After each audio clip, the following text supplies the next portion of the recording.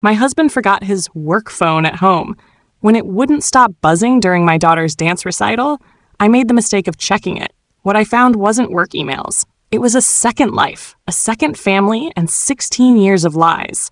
I didn't cry. I didn't scream. I took screenshots, called my lawyer, and planned the most calculated takedown of my life. Mom, you're not even watching. My daughter Emma's voice pulled me back to reality. If you believe no one should discover their entire marriage is a lie through text messages, please consider subscribing. It's free and helps us share these important stories. Now, let's continue.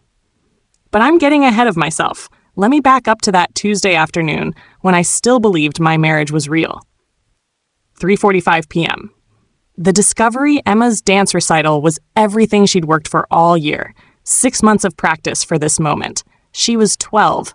In that awkward phase between childhood and teenagehood, and dance was her everything. I sat in the auditorium of Lincoln Middle School in Portland, Oregon, phone on silent, ready to record every second. My husband Ryan was supposed to be here, promised he'd be here. But at 3:40, I got the text I'd received 100 times before. Emergency at the office. Tell Emma I'm sorry. I'll make it up to her. Ryan was a pharmaceutical sales representative, or so he said. His job required constant travel, late meetings, weekend conferences. 14 years of marriage, and I'd accepted this as normal. This was just how his career worked. But today, for once, I was angry. Emma had begged him to be here. She'd made him promise. This wasn't some random recital. This was her solo performance. Her moment. The lights dimmed. The music started. Emma took the stage in her purple costume, and she was magnificent. I recorded every second, blinking back angry tears. Ryan was missing this. Again. That's when his other phone started buzzing. Ryan had 2 phones, his regular iPhone that I knew about, and a work phone, a Samsung he said was required by his company for client communications. HIPAA compliance, he'd explained years ago. Client confidentiality. Made sense at the time. He'd left the work phone on the kitchen counter this morning. I'd noticed it during breakfast, but figured he'd grab it before leaving. Apparently not. The phone was in my purse, buzzing insistently. Once, twice, 3 times, 4. Someone really needed to reach him. Emma finished her performance. The applause was thunderous. I cheered louder than anyone, recording her bow, watching her beam with pride. My daughter, the star, and her father was missing it. During intermission, I stepped into the hallway to call Ryan and let him know he'd need to pick up his work phone. That's when I saw the notification on the Samsung's lock screen. Babe, Lily's asking why Daddy isn't at her recital today. She's really upset. Call when you can. Love you. The message was from someone named M with a heart emoji next to the name. My hands started shaking before my brain fully processed what I was reading. Lily. Recital. Daddy. I stared at that message for what felt like hours, but was probably 30 seconds. The hallway noise faded. Parents chatting, kids laughing, teachers directing, all of it became white noise. With trembling fingers, I tried to unlock the phone. Password protected. I tried Ryan's birthday. Wrong. Our anniversary. Wrong. Emma's birthday. Wrong. The phone locked me out after 3 attempts. I stood there holding this device that apparently contained my husband's entire secret life, and I couldn't get into it. The frustration was almost worse than the shock. Almost.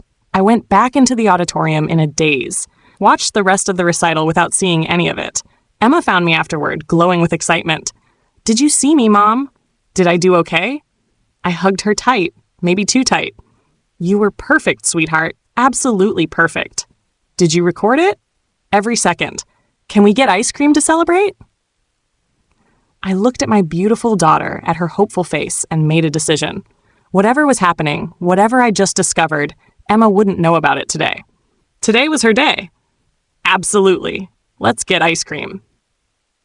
5:30 p.m., the research am. After ice cream, after getting Emma settled at home with homework, after maintaining the appearance of a normal Tuesday evening, I locked myself in my home office. Ryan's work phone sat on my desk like a bomb I didn't know how to defuse. I grabbed my laptop and started with the basics. Googled how to unlock Samsung without password. The answers were technical and required equipment I didn't have. Factory reset would erase everything. Not an option.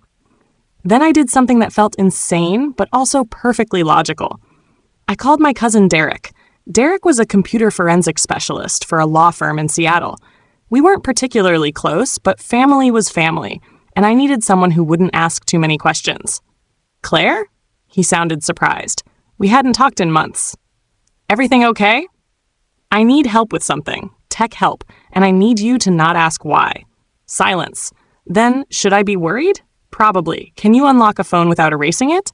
More silence. Claire, what's going on? I can't explain yet. I just need to know if it's possible. Derek sighed. Theoretically, yes, but it requires software and physical access to the device. Where are you? Portland. I'm in Seattle. That's a 3-hour drive. I know. Claire, please, Derek. I wouldn't ask if it wasn't important. He was quiet for a long moment. Okay, I can drive down tomorrow morning, but you're going to owe me an explanation. Thank you. After hanging up, I stared at the phone. Whoever M was had sent 3 more messages. I could see the notification count, but couldn't read them. Each new notification felt like another brick being added to the wall of dread building in my chest. Ryan came home at 8:30. Later than usual, but not suspiciously late. Hey, babe, he called out, dropping his bag by the door. How was Emma's recital? I came out of the office, leaving the Samsung hidden in my desk drawer. She was amazing. Did her solo perfectly. I'm sorry I missed it. You know how Peterson gets about these client presentations. He kissed my cheek, smelling like cologne and something else. Perfume, maybe? I'll watch the video later. You forgot your work phone. His face did something complicated. Not quite panic, but close. Oh, right. Where is it? Kitchen counter, where you left it. I watched him walk to the kitchen, watched him pick up the phone and check it immediately, watched his shoulders tense as he read something, watched him type a quick response before pocketing the device. Everything okay? I asked, voice casual. Yeah, just work stuff, client questions. He smiled, but it didn't reach his eyes. I'm starving. Did you save me dinner? Why? I heated up leftover lasagna while Ryan changed clothes. We ate dinner like we had 1,000 times before. He told me about his day, meetings, presentations, difficult clients. I told him about Emma's recital, about her perfect performance, about how proud I was. All of it felt like we were actors in a play. Him lying. Me pretending to believe the lies. After dinner, Ryan went to his home office to finish some work. I heard him on the phone, voice low, speaking to someone in that warm tone he used to use with me. I cleaned the kitchen, helped Emma with her math homework, maintained the facade of normalcy while my world crumbled quietly around me. Wednesday, 9 a.m., the truth. Derek arrived right on time, carrying a laptop bag and looking concerned. Where's Ryan? He asked, glancing around. Business trip. Left at 6 a.m. Won't be back until Friday. And Emma? School. We have until 3:15. Derek nodded, set up his equipment on the kitchen table. Show me the phone. I handed him the Samsung, explained about the message about M and Lily in the recital. Derek's expression went from curious to grim. Claire, you know what you're probably going to find, right? I need to see it. All of it. Once you see it, you can't unsee it. I know. He worked for 40 minutes, typing, running programs, muttering occasionally. I made coffee neither of us drank, paced, watched, waited. Finally, Derek looked up. I'm in. But Claire, before I give this to you, are you sure? Show me. He turned the phone toward me. The text messages loaded first. Months of conversations between Ryan and M, whose actual name was Miranda. Endearments, logistics, discussions about someone named Lily. Photos of a little girl around 7 or 8 years old. Can't wait to see you this weekend. Lily misses her daddy. She drew you a picture at school. I love you so much. Thank you for being such an amazing father. I scrolled back further. Years of messages. The oldest ones were from 5 years ago. Derek, I whispered. How far back can we go? As far as the phone records go. Looks like he got this device about 8 years ago. 8 years. Emma was 4 when this phone appeared. When Ryan's travel schedule suddenly intensified, when he started needing a separate work phone, I opened the photos. Hundreds of them. Ryan with a woman, Miranda, presumably. Blonde, pretty, younger than me. Ryan with the little girl, Lily. At parks, at restaurants, at a house I didn't recognize. Birthday parties, Christmas mornings, beach vacations. An entire life documented on this device. A parallel existence I knew nothing about. There's more, Derek said quietly. He pulled up an email account linked to the phone. Property records. Ryan was listed as co-owner on a house in Seattle. Mortgage payments, utility bills, all showing his name alongside Miranda's. Bank statements from an account I'd never heard of. Regular deposits, thousands of dollars each month going to this secret life. Child support records. No, not child support. These were voluntary payments labeled as household expenses. Derek found a birth certificate. Lily Catherine Morrison, born March 15th, 8 years ago. Father, Ryan Morrison. Mother, Miranda Chen. My hands were shaking so hard I could barely hold the phone. Claire, Derek reached for me. He has another daughter.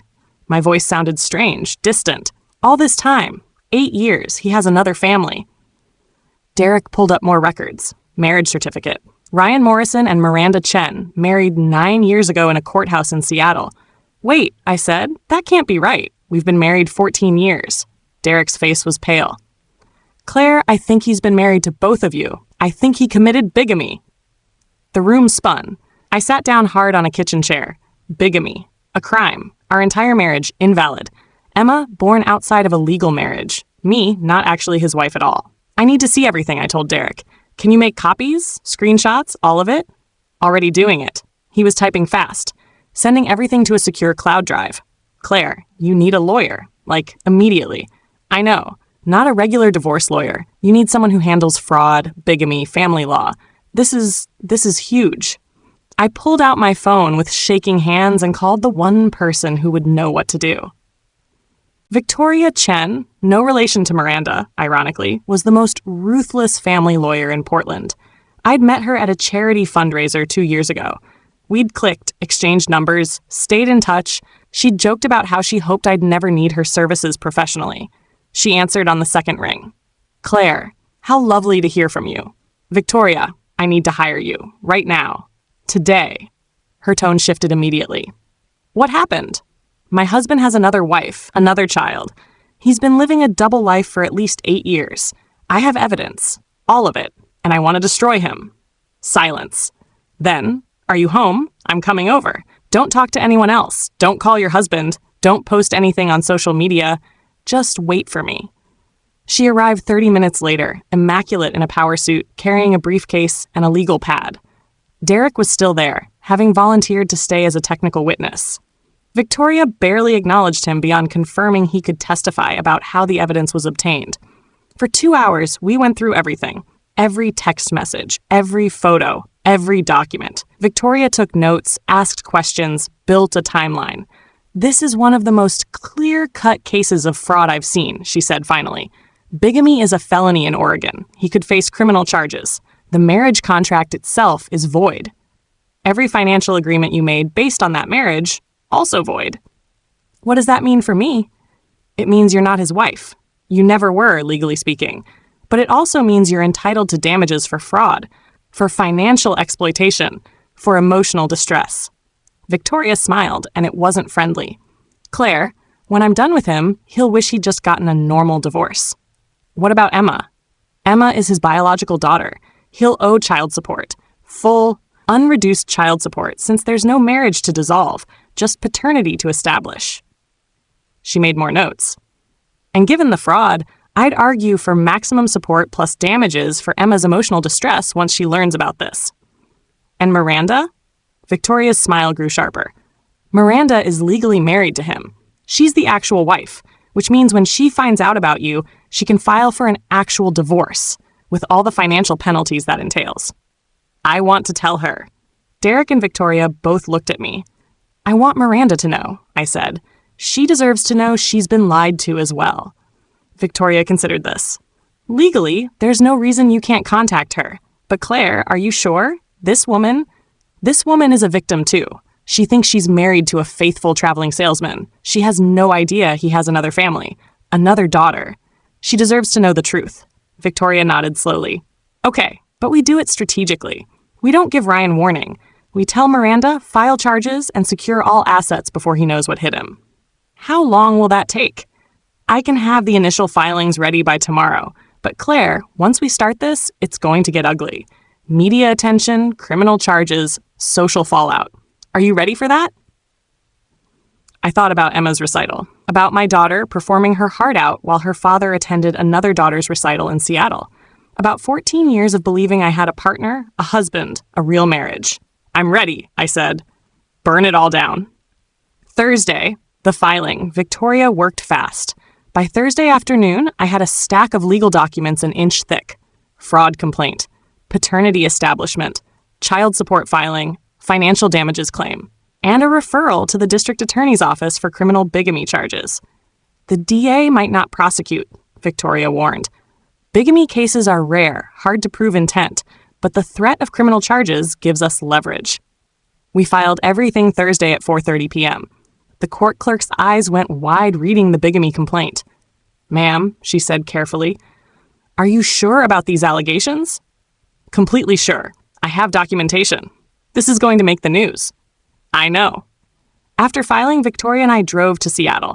3 hours in her Mercedes, going over strategy, preparing for what came next. Miranda's house was in a nice suburban neighborhood, 2-story colonial, well-maintained lawn, children's toys in the yard. It looked like my house. The same aesthetic, the same middle-class comfort. We rang the doorbell at 8:15 p.m. A woman answered. Miranda, unmistakably. She looked like her photos but tired, wearing yoga pants and a stained t-shirt. Behind her, I could hear a child's voice. Can I help you? Miranda asked, confused. Miranda Chen? Victoria said formally. Yes? My name is Victoria Chen. I'm an attorney. This is Claire Morrison. We need to speak with you about Ryan Morrison. Miranda's face went through several expressions. Confusion, concern, then recognition as she really looked at me. Morrison, she repeated slowly. You have the same last name. Yes, I said. Because Ryan is my husband too. The color drained from her face. What? Can we come in? Victoria asked. This conversation shouldn't happen on your doorstep. Miranda stood frozen for a moment, then stepped back mechanically. Lily, go to your room, she called out. But Mom, now please. A little girl appeared in the hallway. She had Ryan's eyes, the same green-brown hazel that Emma had. She looked at us curiously, then trudged upstairs. We sat in Miranda's living room. Family photos covered the walls. Ryan and Miranda's wedding. Lily as a baby. Beach vacations. Christmas cards. I pulled out my phone, showed her my own photos. My wedding to Ryan 15 years ago. Emma as a baby. Our family vacations. Our Christmas cards. Miranda stared at the photos, then at me, then at the photos again. This isn't possible, she whispered. I found his second phone, I said. The one he calls his work phone. I saw your messages. I did research. We have all the documentation. Victoria pulled out her briefcase, handed Miranda a folder. Marriage records, property records, bank statements. It's all here. Miranda opened the folder with shaking hands. Read the first few pages, then set it down carefully, like it might explode. We've been married 9 years, she said, voice hollow. Together for 10. Lily is 8. He's been with me since before your daughter was born. Emma is 12. He's been with me since before your relationship started. We looked at each other, two women who'd loved the same man, believed the same lies, built lives on the same foundation of deception. How? Miranda asked. How did he manage this? His job, I said. The travel. He told me he was a pharmaceutical sales rep. Constant trips, weekend conferences, client emergencies.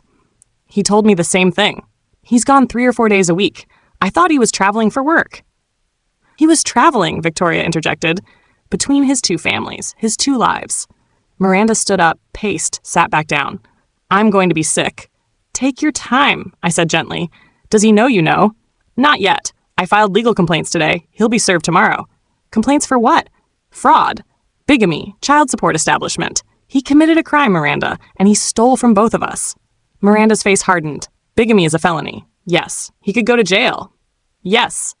She picked up the folder again, read more carefully. This says he has a joint account with you. Significant assets. Yes. And according to these documents, he has joint accounts with you too. The house is in both our names. He paid half the mortgage. Same with my house. Victoria pulled out more documents. I've been reconstructing his finances. Best I can tell, Ryan makes about $180,000 a year. He told each of you he makes less, claimed business expenses, and used the difference to maintain both households. Financial fraud, Miranda said. She was a paralegal. Victoria had done background research. She understood exactly what she was looking at. Exactly. I'm going to call a lawyer. You should, Victoria agreed. In fact, I can recommend several excellent divorce attorneys who... No need. Miranda's voice went cold. I am a paralegal. I work for Brennan and Associates, Seattle's most aggressive divorce firm. My boss is going to have a field day with this. Victoria smiled. Then perhaps we should coordinate our legal strategies. Perhaps we should. They exchanged information while I sat there, still processing the surreal nature of this meeting. An hour ago, this woman was my enemy, my husband's mistress. Now she was my ally in bringing him down. There's one more thing, Miranda said finally. Ryan is supposed to come home tomorrow night. He told me he's been in Portland all week for a sales conference. He's been in Portland, I confirmed. At our house, with me and Emma. Of course he has. Miranda laughed, bitter and sharp. What do we do when he gets here? Victoria and I exchanged looks. Here's what I propose, Victoria said. Claire files her complaints tomorrow as planned. Ryan gets served, probably late afternoon. He'll panic, likely call you, Miranda, because he thinks you're his safe space. His escape. And when he calls, you tell him you need to talk. In person. Important family matter. Get him to come home. And then... Victoria's smile was predatory. And then we have both of you, his two wives, waiting for him, with lawyers and police. Friday. The reckoning. Ryan was served at 3:45 p.m. on Friday. I know because the process server I hired sent me a photo. Ryan's face, shocked and pale, holding the legal documents outside a coffee shop in downtown Portland. His first call came at 3:52 p.m. To me, I didn't answer. He called again at 3:55, 4:05. Left voicemails that progressed from confused to panicked to angry. Claire, what the hell is this? Bigamy? Have you lost your mind? Call me back immediately. At 4:15, according to Miranda, who was texting me updates, he called her. Hey babe, something crazy happened. My ex is causing trouble with false accusations. I need to come home early. Can we talk tonight? Ex? Miranda texted me. I'm his EX now? Adorable. Of course, Miranda told him sweetly. Come home. We definitely need to talk. Ryan arrived at Miranda's house at 7:30 p.m. I watched from Victoria's car, parked across the street. Detective Sarah Martinez from Seattle PD was there too, in an unmarked vehicle. Victoria had called in favors to get police presence for the confrontation. Ryan walked to the door, briefcase in one hand, flowers in the other, trying to smooth things over before he even knew what he was smoothing. The door opened. Not just Miranda, but Miranda with her attorney boss, Thomas Brennan himself. Ryan's smile faltered. Miranda? What's going on? Who? Come in, Ryan, Miranda said coldly. We have a lot to discuss. I couldn't hear what was happening inside, but I watched through the front window. Ryan entered, stopped. His face went white, because there, in Miranda's living room, was me. Victoria and I had planned this moment carefully. Maximum impact. Both wives, both lawyers, documentation spread across the coffee table like an evidence board. Through the window, I saw Ryan's mouth move. Explanations, probably. Excuses. Lies he'd been preparing since being served. Miranda held up her hand, cutting him off, pointed at me, at the documents, at the lawyers. Ryan's face went through a spectrum of emotions. Shock, denial, anger, fear. Then Detective Martinez got out of her car and walked to the house. That's when Ryan tried to run. He made it 3 steps toward the back door before Thomas Brennan, former college linebacker, apparently blocked his path. I wouldn't, Brennan said calmly. Ryan stood there, trapped in his second wife's living room with both his wives, 2 lawyers, and a police detective walking up the front steps. The detective knocked. Miranda opened the door. Mr. Morrison? I'm Detective Martinez. I'd like to ask you some questions about multiple marriage licenses filed under your name. That's when Ryan's legs gave out. He sat down hard on Miranda's couch, head in his hands. This isn't happening, he muttered. This can't be happening. Oh, it's happening, I said, speaking for the first time. All of it, everything you built on lies is collapsing, and we're making sure you go down with it. The aftermath. Week 1. Ryan was arrested that night. Perhaps not for bigamy. Apparently, intent is hard to prove, and Oregon prosecutors were hesitant, but for fraud, identity theft, and financial exploitation. Turns out maintaining 2 separate lives required falsified documents, fraudulent tax returns, and forged signatures. The bail was set at $100,000. He couldn't make it. His assets were frozen as part of the civil suits. He spent the weekend in jail. By Monday, the story was everywhere. Portland man allegedly maintained 2 families for 8 years. Local news first, then picked up by national outlets. My phone rang constantly. Reporters, curious neighbors, old friends I hadn't talked to in years. I turned it all off. Focused on Emma. Telling Emma was the hardest thing I'd ever done. Harder than discovering the truth, harder than confronting Miranda, harder than watching Ryan get arrested. She sat on her bed, clutching her favorite stuffed elephant, while I explained that Daddy had made some very bad choices, that he had been lying to us, that he had another family we didn't know about. "So I have a sister?" Emma asked, voice small. "A half-sister, yes. Her name is Lily. She's 8. Does she know about me?" "She does now." Emma was quiet for a long time. Then, "Is it my fault? Did I do something wrong?" My heart shattered. "No, sweetheart. None of this is your fault. This is entirely about Daddy's choices. Bad choices that he made that hurt a lot of people. Does he still love me?" "I think he does, in his way. But love isn't enough if you're hurting people with your lies." She cried. I held her. We cried together. Later, after Emma was asleep, I stood in my bedroom, the bedroom I'd shared with Ryan for 14 years, and started packing his things.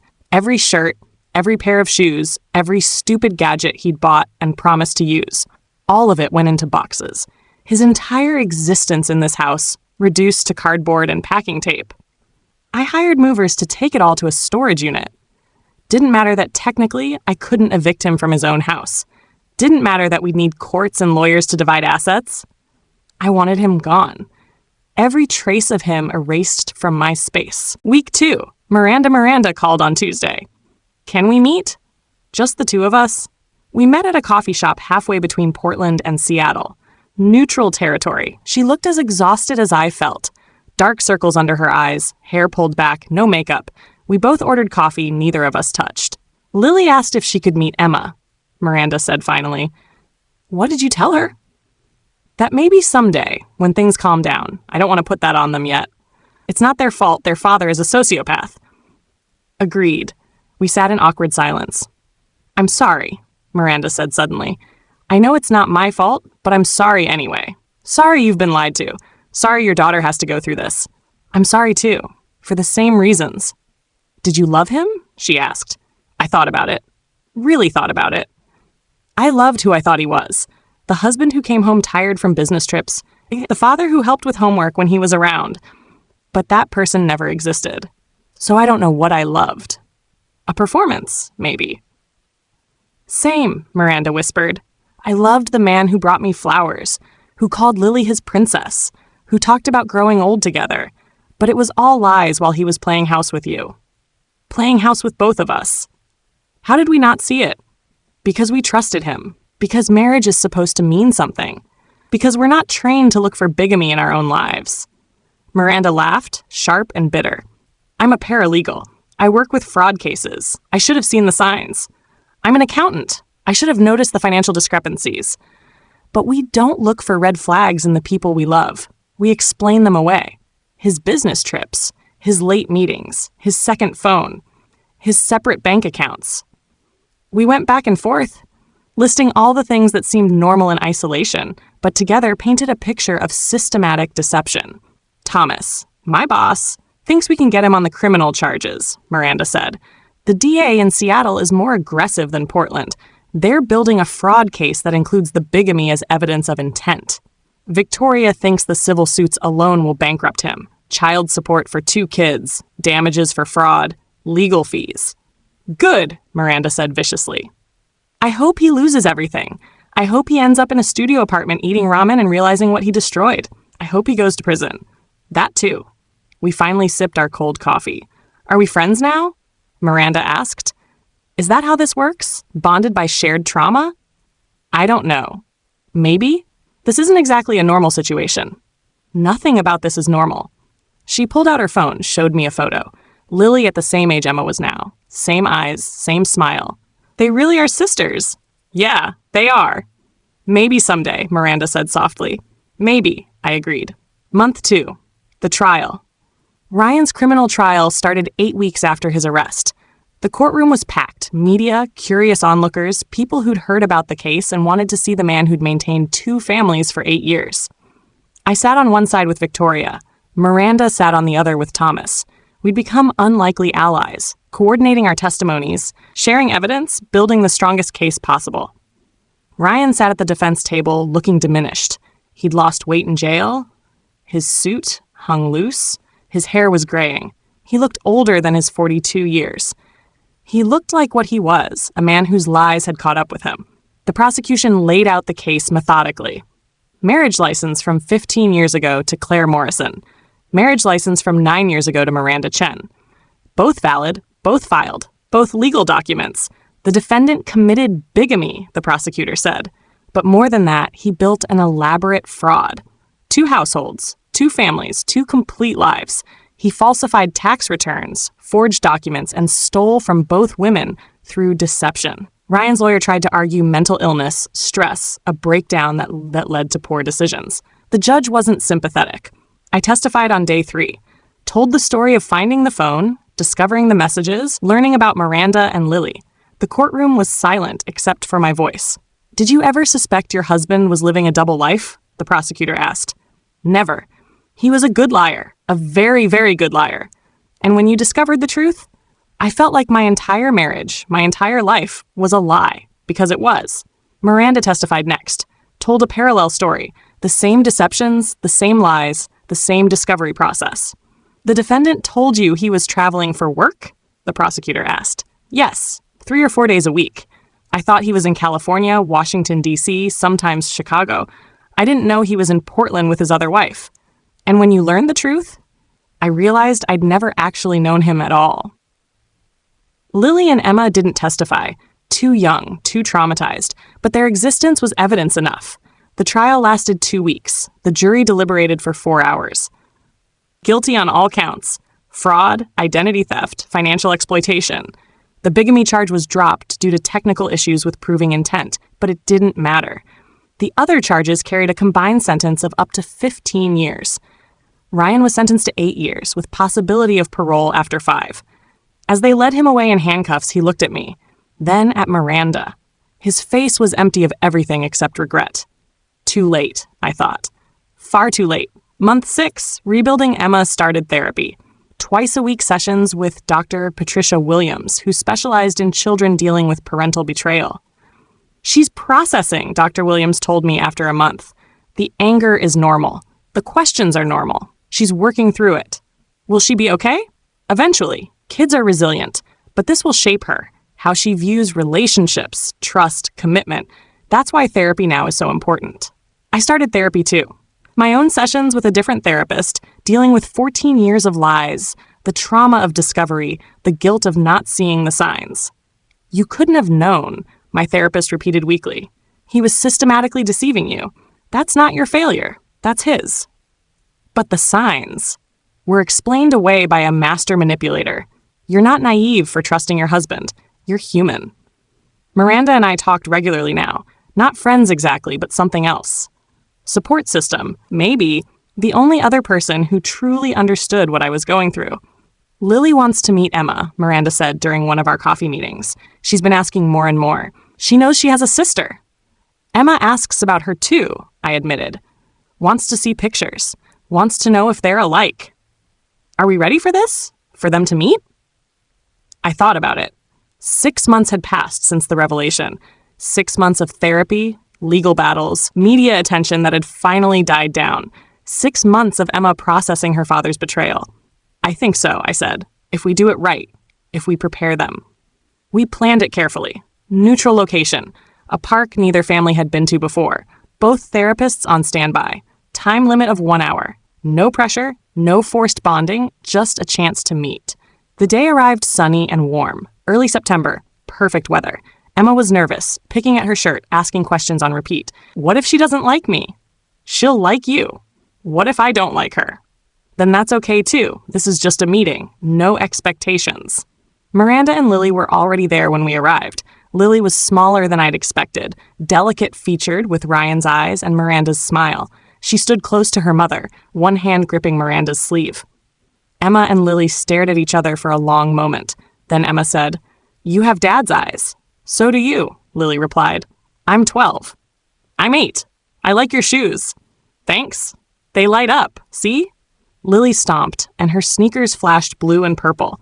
Emma laughed. Just like that, the ice broke. They spent the hour on the playground, not playing together exactly, but near each other. Parallel existence becoming slowly comfortable. Emma showed Lily how to do monkey bars properly. Lily showed Emma her light-up shoes trick. Miranda and I sat on a bench watching them. "This is surreal," she said. "Completely." "But good?" "Yeah, good." At the end of the hour, Emma asked if they could meet again. "Maybe," I said. "Let's see how you feel after today. Process it. Talk about it with Dr. Williams." In the car going home, Emma was quiet. "You okay?" I asked. "She's nice. Lily, she's really nice." "Yeah? It's not her fault Dad lied." "No, it's not. It's not my fault either." My chest tightened. "No, sweetheart, it's absolutely not your fault. I think I want to see her again. Not a lot, but sometimes." "We can arrange that." Emma leaned her head against the window. "Mom?" "Yes." "Thank you for not lying to me about any of this. Some of my friends' parents got divorced, and they didn't tell them the real reasons. Just made up stuff about growing apart. You deserved the truth." "It hurt. The truth hurt a lot." "I know. But I'm glad you told me anyway." Month 9. The settlement. The civil suits were settled out of court. Ryan had nothing left. His assets had been frozen, seized, and divided between legal fees and restitution. Victoria laid out the final numbers. "The house in Portland is yours, free and clear." Ryan signed over his half as part of the settlement. Miranda gets the Seattle house on the same terms. All joint bank accounts have been divided and dissolved. What about child support? He owes both of you maximum child support, but realistically, he's in prison with no income. The court ordered payments to begin when he's released, but don't expect much. We're garnishing any future wages, but pharmaceutical companies don't tend to hire convicted felons. So financially, you're stable, you have your house, your job, and the settlement covered most of the financial damage he caused. You won't be rich, but you won't be destitute. Small victories. Miranda's settlement was similar. 2 women, 2 households, both walking away with less than they deserved, but more than they'd feared. I'm going back to school? Miranda told me over coffee. Law school. Thomas offered to mentor me. Says I have a good mind for it. That's amazing. Lily and I need a fresh start. New career, new goals, something that's mine, not built on his lies. I get that. I'd been thinking about fresh starts too. My accounting job was stable but unfulfilling. I'd spent 14 years playing it safe, being the responsible one while Ryan pursued his career. I'm thinking about going back to school too, I said. There's a graduate program in forensic accounting. After everything we went through, I want to help other people spot financial fraud before it destroys them. Miranda smiled. We're both rebuilding. Different than before, though. Better, maybe. Definitely different. Year 1, the documentary. A documentary filmmaker named Rachel Stern contacted me a year after Ryan's arrest. She was making a film about financial fraud in marriages, wanted to interview me and Miranda. Absolutely not, was my first response. Hear me out, Rachel said. This isn't exploitative. This is educational. There are thousands of women going through what you went through: financial deception, secret families, systematic fraud. Your story could help them. I talked to Emma first. She was 13 now, in 8th grade, doing better but still processing. Would I be in it? She asked. No, they'd keep you anonymous. It would just be me talking about what happened. Would it help people? Maybe. She thought about it. Then do it. If Dad's lies can at least teach other people what to look for, maybe something good comes from it. Miranda agreed to participate too. We filmed our interviews separately, then together, discussing the parallel deceptions, the discovery process, the aftermath. What would you say to women who suspect their husbands might be hiding something? Rachel asked during filming. Trust your instincts, I said. If something feels wrong, investigate. Don't explain away the red flags. Don't make excuses for suspicious behavior. And document everything. The hardest part is accepting that the person you love might be lying, Miranda added. We want to believe the best, but sometimes the truth is ugly, and facing it early saves you years of wasted time. The documentary premiered at Sundance the following January. Double Lives, a story of bigamy and betrayal. It won awards, sparked conversations, trended on social media. My phone exploded with messages. Women reaching out, sharing their own stories of discovering financial fraud, secret affairs, double lives. Some thanked me for validation. Others asked for advice. A few just needed to tell someone who'd understand. I couldn't respond to them all, but I tried. Started a blog, then a support group, then a nonprofit, the Financial Truth Foundation, helping women identify and document financial fraud in relationships. Miranda joined as co-founder. Between us, we had the legal knowledge, personal experience, and passion to make it work. From victims to advocates, she said at our first fundraiser. From devastation to purpose, I added. Year 2, Emma's letter. Emma wrote a letter to Ryan. 2 years after his arrest, 18 months into his sentence, she sat down and wrote him 3 pages in her careful handwriting. She showed it to me before sending it. Dear Dad, I'm not sure if I should call you that anymore, but I don't know what else to call you. Mr. Morrison seems too formal. Ryan seems too casual. So Dad it is, even though you don't feel like my dad most days. I'm 13 now, 8th grade. I made honor roll last semester. I quit dance. It reminded me too much of that recital, the one you missed because you were at Lily's recital instead. I do theater now. I was in the fall production of The Crucible. Mom came. Grandma came. Aunt Sarah came. You didn't, obviously, but I didn't expect you to. I've met Lily a few times now. She's nice. We're not close, but we're not enemies either. We're just 2 kids who share DNA and a father who lied to everyone. She talks about you sometimes, about missing you. I don't know what to say when she does that. I miss who I thought you were. But that person never existed, did he? Mom says you're up for parole in 3 years. I don't know if I'll see you when you get out. My therapist says I don't have to decide now, that I can take my time figuring out if I want a relationship with you. The thing is, Dad, I'm really angry at you. Not just for lying, but for being so good at it. You made me believe I had this perfect family. You made me feel safe and loved. Then I found out half of it was performance. Half of my memories are contaminated with the knowledge that while you were tucking me in, you had another daughter you were tucking in on different nights. How am I supposed to trust anyone now? How am I supposed to believe people when they say they love me? You said you loved me every single day, and you were lying about everything else. Maybe you were lying about that too. But here's what I'm trying to figure out. Maybe you did love me in your broken, messed up way. Maybe you loved both of us, me and Lily. Maybe you even loved Mom and Miranda, but your love was selfish. It was about what you wanted, not what was good for us. Real love would have been telling the truth. Real love would have been choosing one family and being honest with the other. Real love would have been not destroying everyone's lives because you couldn't handle being alone or making hard choices. I don't know if I'll ever forgive you. I don't know if I'll see you when you get out. Right now, I don't want to. Maybe that will change. Maybe it won't. What I do know is this.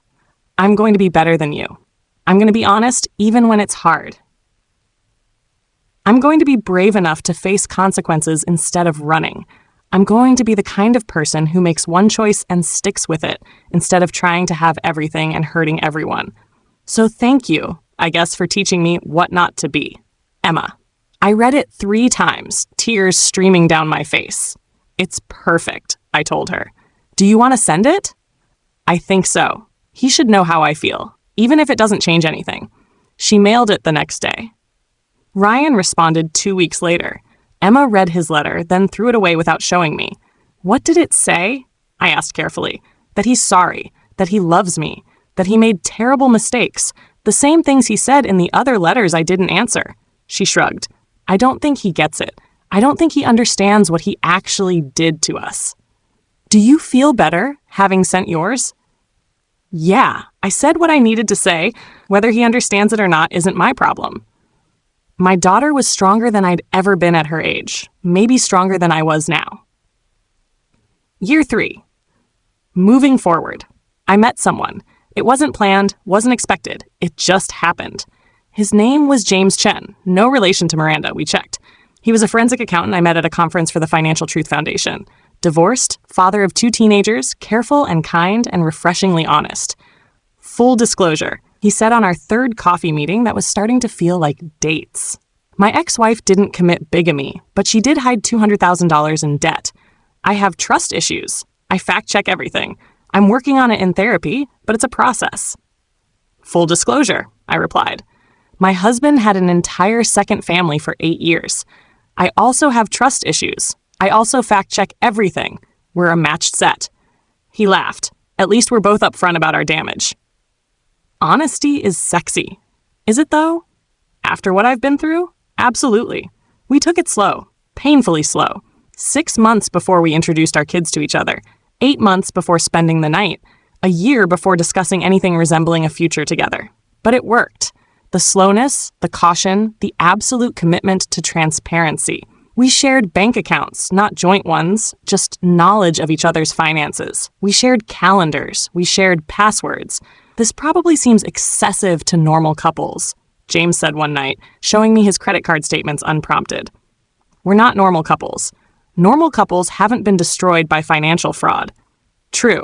So this is our normal. Our normal is pretty good. Emma liked James. Not in a, you're replacing my dad way. James was clear he wasn't trying to be her father. Just in a, you're a decent human my mom is dating way. He's boring, she said after meeting him the first time. Boring?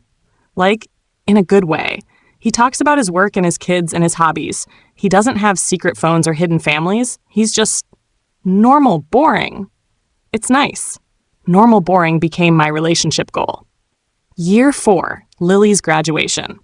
Lily graduated from middle school the same year Emma finished freshman year of high school. Miranda invited us to the ceremony.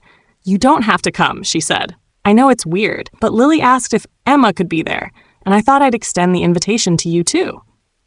I went. Sat with Miranda and her parents, watched Lily walk across the stage to receive her certificate. She'd grown almost as tall as Emma now, still those same hazel eyes. After the ceremony, both girls in their graduation gowns, someone asked to take their photo together. Are you sisters? The photographer asked. Emma and Lily looked at each other. Half-sisters, Emma said. Close enough, Lily added. They posed together, arms around each other, smiling. It wasn't fake. Somewhere in the past few years, they'd built something real, not a traditional sibling relationship. They didn't live together, didn't share daily life, but a connection nonetheless. The photo went on both our fridges. Year 5, Ryan's release. Ryan was released after serving 5 years. Model prisoner, early parole, promises of rehabilitation. He called the day he got out. I didn't answer. He called again. Voicemail. Claire, it's me. I'm out. I know you probably don't want to talk to me, but I'm hoping we can discuss seeing Emma. I've changed. I've had a lot of time to think about what I did, and I want to make amends. Please call me back. I played the message for Emma, now 16 and terrifyingly mature. Do you want to see him? I asked. She thought about it for a long time. Maybe, but not alone, and not yet. He needs to prove he's changed, not just say it. That's very wise. I learned from the best. She hugged me. You showed me how to be strong, Mom, how to not let someone else's lies define you. Ryan started attending our support group meetings. Not as a participant, he wouldn't have been welcome, but sitting in the back, listening, learning, supposedly.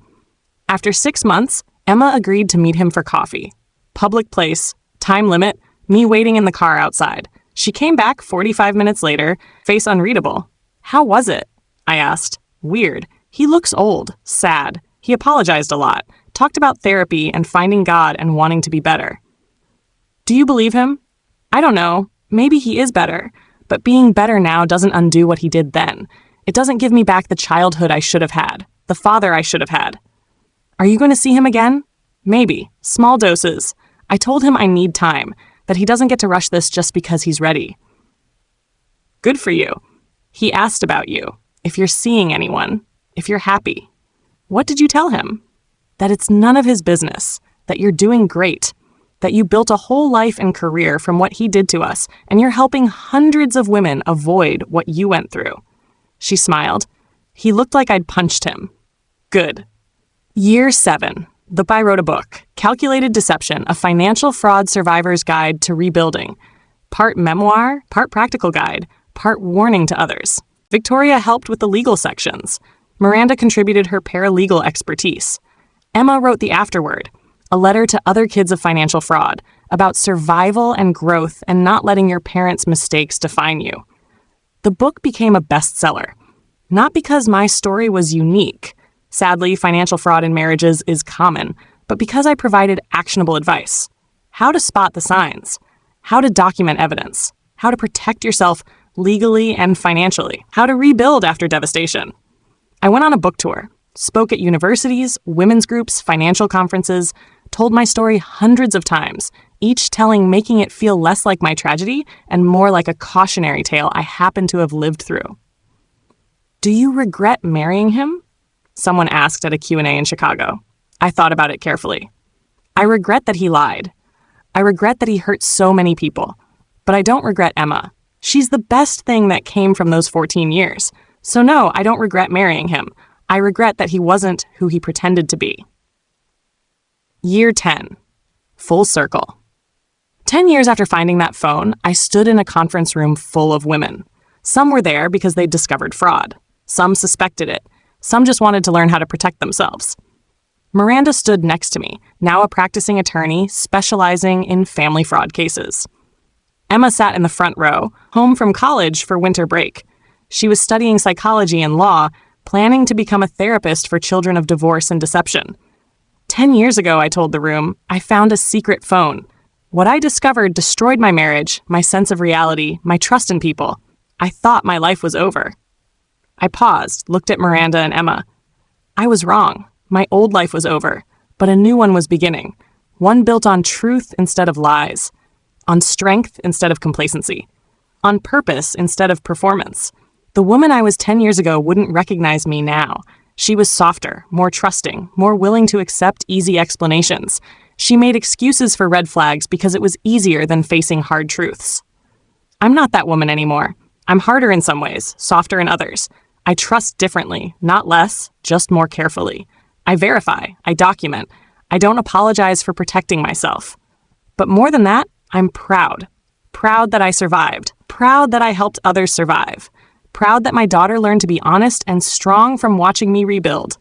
Proud that Miranda and I turned our shared trauma into a force for good. The room applauded. These women, these survivors and soon-to-be survivors, understood. After the presentation, a young woman approached me, maybe 25, clutching a tissue, eyes red.